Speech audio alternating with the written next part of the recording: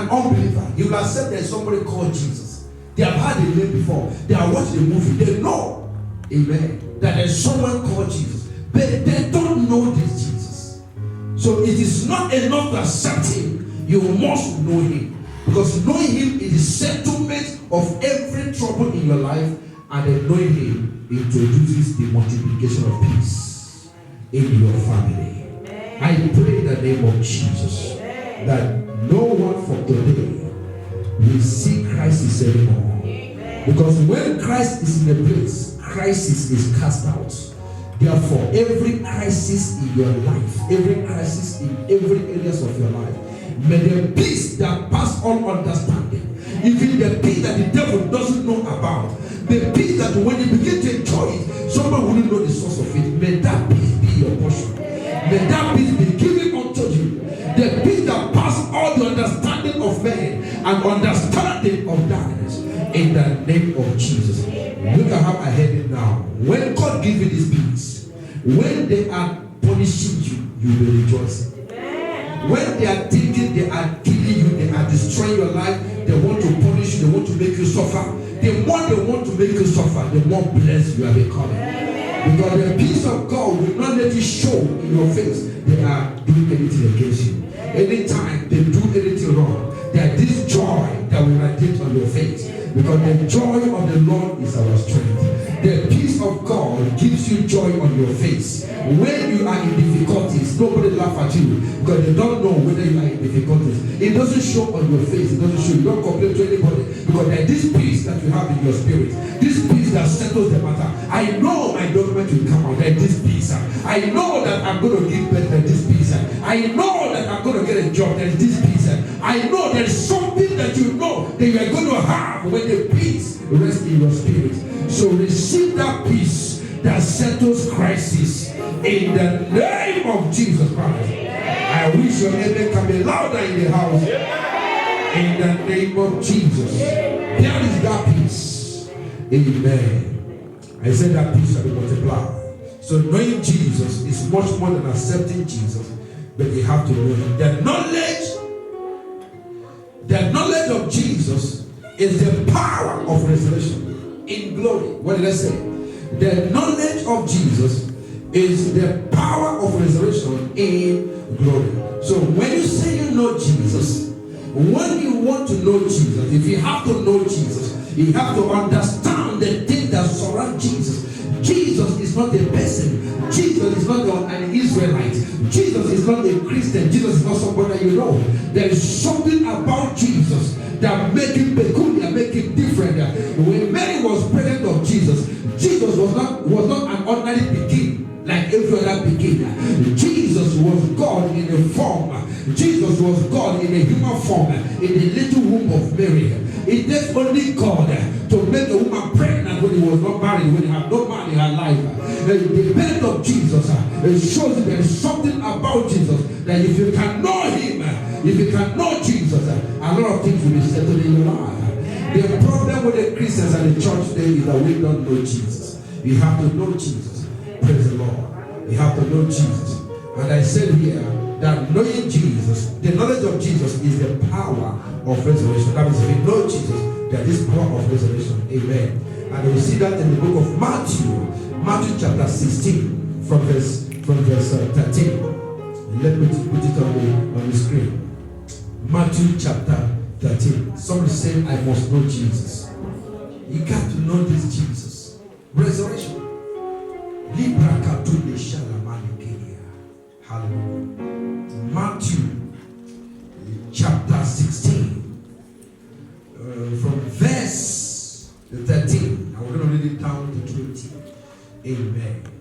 If somebody is telling me, say amen. Are we there? Matthew chapter what? 16. Is that 16? From verse 13 down. And here we say, when Jesus came into the coast of Caesarea Philippi, he asked his disciples, saying, who do men say that the Son of Man am? That is, who do men say that I am? You see that? That's Jesus. And trying to know that these people that I've been with, and let me know how much they know me. Praise the Lord. Let me know how much they know me. Are you a Christian or Muslim? I'm a Christian. What is Christianity? Now people they follow Christ. Now, do you know the Christ you're following? That is the problem. Look, if you know this Jesus, you will never be afraid of any terror of the night. Can I hear you? Amen. Now Jesus tried to find something from these people. These are church people. This like we now. You know, like I'm preaching to you. Do you know Jesus? I'm trying to find out your level. I'm trying to find out how you balance your knowledge of Jesus. Praise the Lord. And Jesus said unto them, and they said, who do men say that I am? 14. And they said, some say that thou art John the Baptist, some say Elias, and others say Jeremiah, or one of the prophets. 15. He said unto them, but whom do you yourself say that I am? And Simon Peter answered and said, thou art the Christ, the Son of the living God. Mark the word. He said, you are the Christ, the Son of the living God. And Jesus answered and said unto him, blessed art thou, Simon Bar-Jonah, for flesh and blood had not revealed unto thee, or have not revealed it unto thee, but my Father which is in heaven. Praise the Lord. Now go down. Now watch this. In that verse 17, he said, and Jesus said unto him, blessed art thou, Simon Bar-Jonah, for flesh and blood had not revealed this to you. Someone say revelation. Say revelation. He said, flesh and blood did not reveal this thing to you, but my Father which is in heaven has done this. Praise the Lord. And then look at 18. Because of this thing that you have known, because of the revelation, because of the knowledge of this Jesus you have gotten, even though that you are not too close, or you are not exactly right, but you are not far from it, because of this knowledge you have gathered about me. Look at what he said to him, verse 18. And I said unto thee, thou art Peter, and upon this rock shall I build my church. You are Peter. Upon this rock, what rock? Upon the knowledge that you have gathered shall I build my church. Amen. I shall build my church upon the rock. And then he said again, 19. And I will give unto thee the keys of the kingdom of heaven, and whatsoever thou shalt bind on earth. Can I hear you? Yeah. You see what is written? He said, I shall give thee kingdom, the key of the kingdom, and whatsoever thou shalt bind on earth shall be bound in heaven. Whatsoever thou shalt loose on earth shall be loosed in heaven. Did you see that? And I give you the key of the kingdom. I give you the key of what? The kingdom, where there are powers. And they said, for that reason, anything that you pray here on this earth, heaven shall respond to it. That's what he said. Whatever thing you bind here on this earth, then in heaven it shall also be. Heaven shall confirm it. Did you hear that? Why is it so? Because there is a knowledge that he has got. Who do men say I am? You are Elijah. You are Elisha.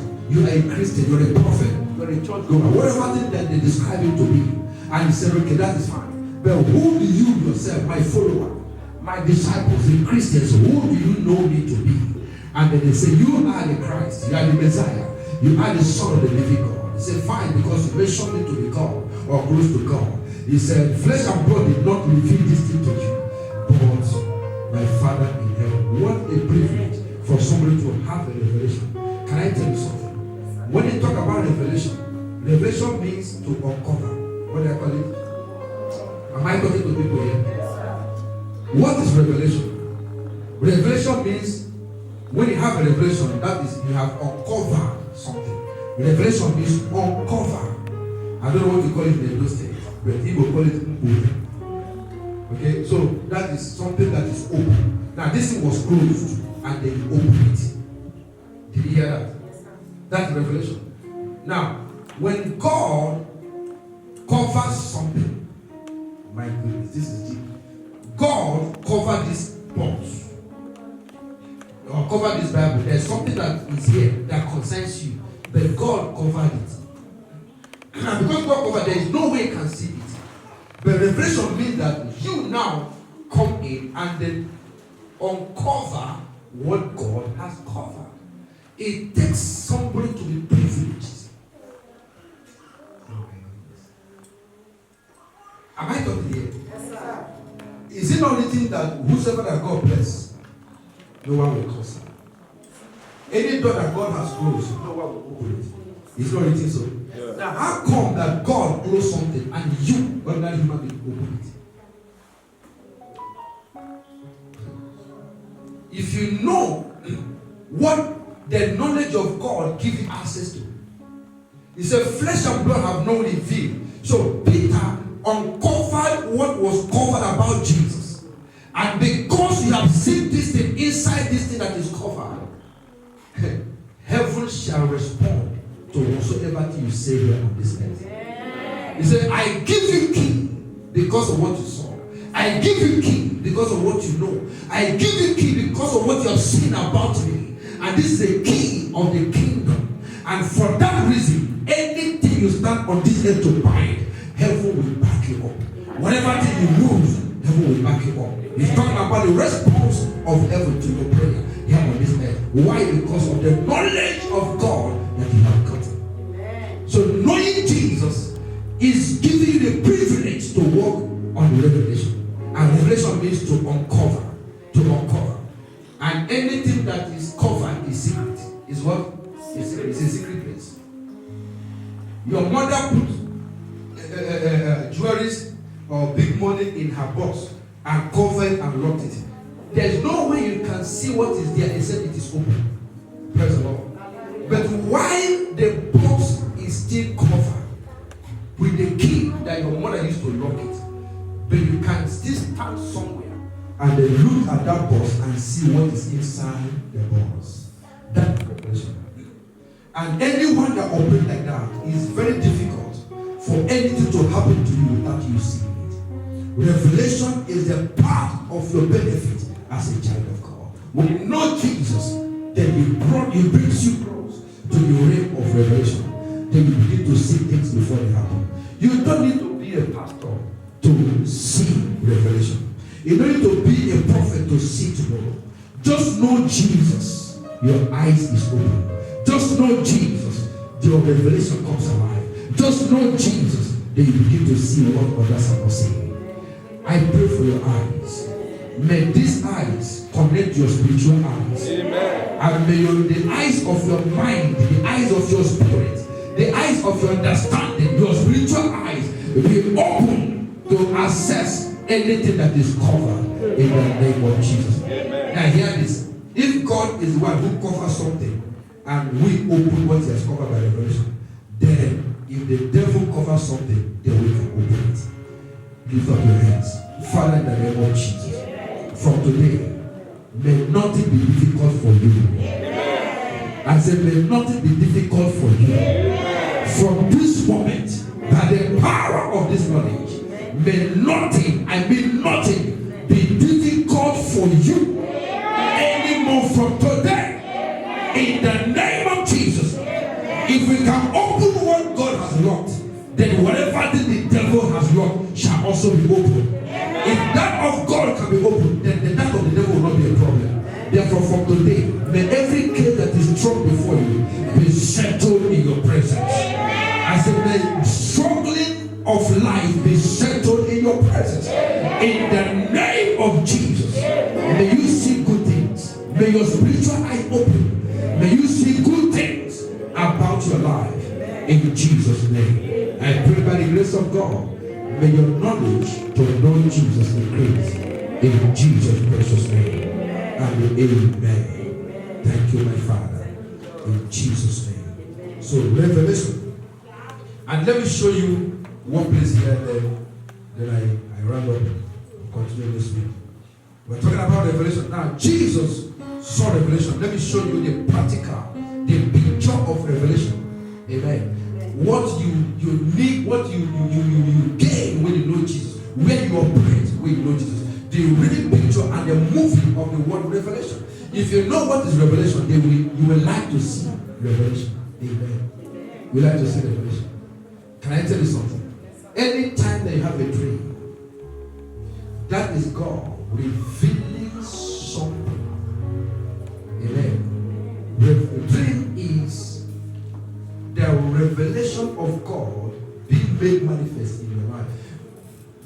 There are things that you saw, you think it's a dream. Some of them are revelation. Amen. A revelation. What you can see is a revelation. How many of you know that it was by revelation that Joseph knew that he was going to be a governor? How many of you know that? It was a revelation that he made. It was a dream, but that was a revelation. Why? How do I know it's a revelation? Because he came to pass. He came to pass that he became what you saw in the dream. Praise the Lord. And then you see what happened here. Let me show you something here. Philippians chapter 3 verse 11. Are you there? Chapter 3 verse 11. Now look at what happened here. Alright? Philippians chapter 3 verse. Okay, let's see 10. Okay, verse 10. Philippians chapter 3 verse 10. I may know him and the power of his what? And the fellowship of his suffering, be made conformable unto his death. Praise the Lord. He said, did anybody see that? Now watch this. He began from somewhere, but because of time, that's what we hit at that time. That was Paul saying that I want to know him. But if you know this man that is called Paul, you will know that. You know, I quoted the place this morning or this afternoon during the Sunday school. When the Satan, the devil himself, said, Jesus I know, Paul I know. You see the level. It comes to a time that Paul becomes Jesus rated. Oh, I don't know if you understand what I'm saying. Paul becomes Christ rated. He is being rated with the same level with Christ. I know Christ, I know you. Paul has come to that level. Paul was the one who told us that Jesus is God. Paul has seen Jesus one-on-one. Jesus has spoken to Paul in the air. So many things so many accounts that Paul has heard about Jesus. Paul has walked on the power of revelation.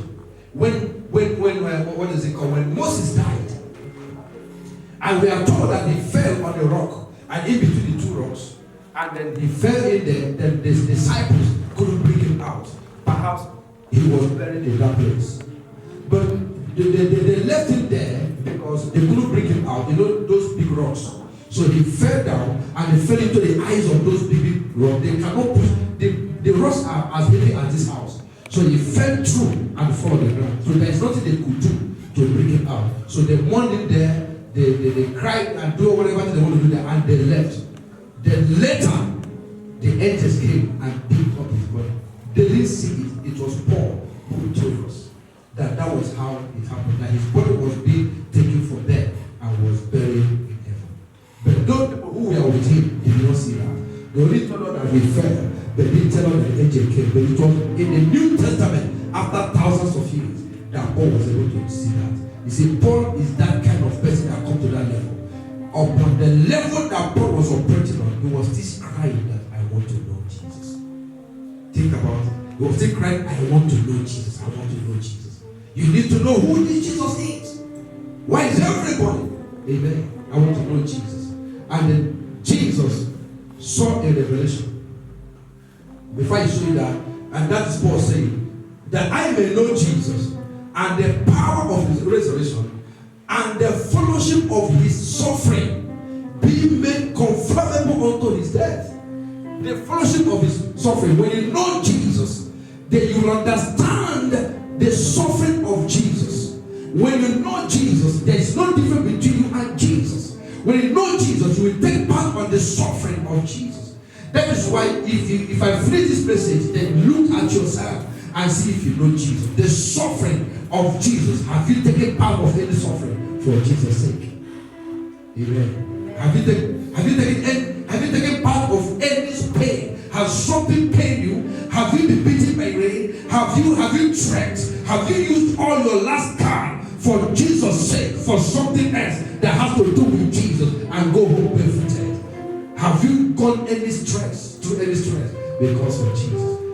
Praise the Lord. Has anything happened to you? Have you lost anything because of Jesus? Have you sacrificed anything because of Jesus?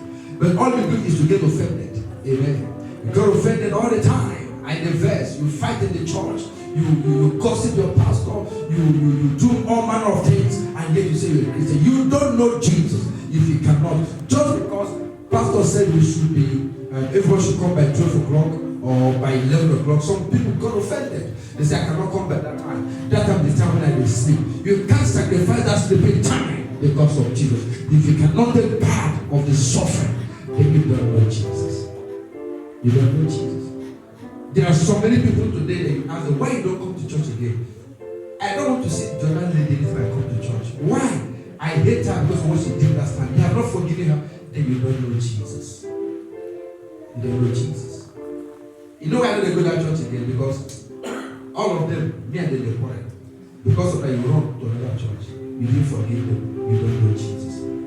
Let me tell you something. If anybody dies without knowing Jesus, you will get to the fire. The best thing you can know, that happen to you is the knowledge of Jesus. Know this Jesus. Know him. If you know him, you know the power of the resurrection. Hear me. When you know Jesus and understand the power of his resurrection, then nothing dies in your life again. Well, come on, you are just looking at me as if I'm not talking to you. What is resurrection? Is to bring alive what is dead. So when you know him, nothing dies. The Bible says, even though that they were dead, they shall live again. When you know Jesus, nothing dies in your hands. Nothing dies in your life. Nothing dies anywhere around you. Everything about you will become fertilized and then grow and bear fruit. Nothing dies. Even though you are dead before you know him, you come back. Thank you, my Father. In Jesus' name.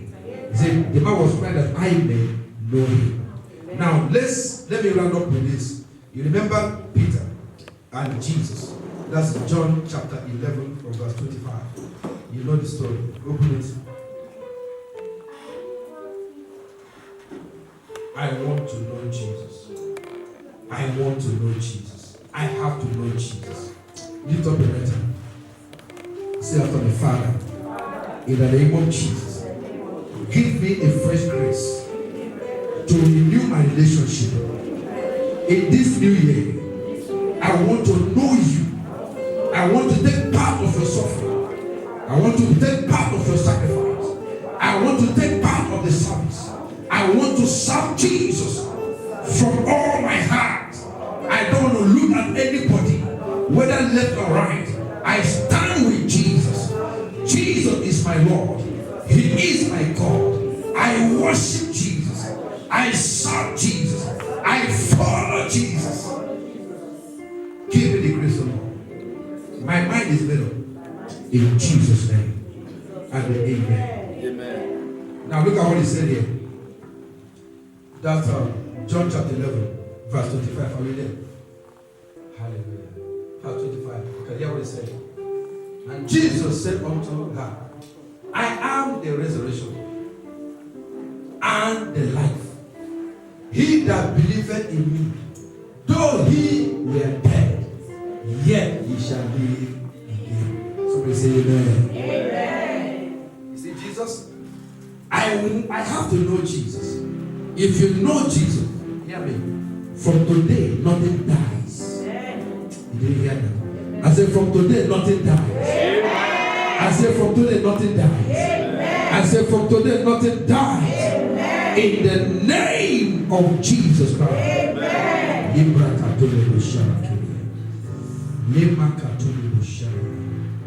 Now, hear this. How many of you remember Peter? Jesus saw a revelation of Peter. And he said to Peter, Peter, Satan have desired to have you, sweep you off your destiny. And Jesus said, I have prayed for you. When you are converted, when you are strengthened, or when you are converted, strengthen thy brethren. Praise the Lord. Now, not too long that Jesus said, I saw Satan trying to sweep you off the ground. Not too long he said that. Then they came to arrest Jesus. And then when they arrest Jesus, they asked him, do you know this man? He denied Jesus. Remember, Jesus said, you will deny me 3 times. Before they will ask you, you will deny me 3 times. He said, lie, I cannot deny you. If a prisoner will go with you, me, deny you, Jesus. I know. He boasted. He said, okay. You understand what I'm saying? I want you to compare this to where we read before. He said, who do men say I am? And they answered and said, some say you are a prophet, some say you are Elijah, some say you are this. And he said to him, Jesus said to him, Peter, who do you say that I am? Peter said, you are the Christ. You are the Messiah, the Son of the living God. The one that came because of us. Now, having known Jesus on that level, just yesterday, we learned that Jesus is the Son of the living God. Then today, and they said, they don't know him. Praise the Lord. Just yesterday, he announced that Jesus is the Son of God by power of revelation. And today, not too long, the heat came. He denied Jesus. Can I tell you something? Yes, knowing Jesus is more than accepting Jesus. Knowing Jesus is knowing him personally. You have to know Jesus personally to retain him in your life. Lift up your hands today. In this time, in these last days, we need to know Jesus. May your knowledge increase. May your knowledge increase. Amen. May your knowledge increase. Amen. May your knowledge increase. Amen. May your knowledge increase. Amen. May your knowledge increase. Amen. In the name of Jesus. Amen. Somebody need to know Jesus personally.